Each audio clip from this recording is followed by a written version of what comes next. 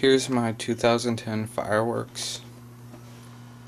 Got some mortars, a 16-shot cake, anti-tack, some more little mortars,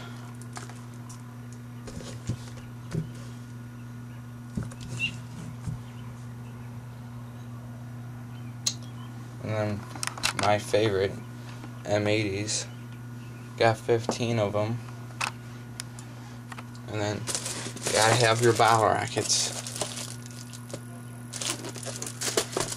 Not that much, but should get me through. And then I have all this from last year, leftovers. So I got plenty of bow rockets and Roman candles and all that fun stuff.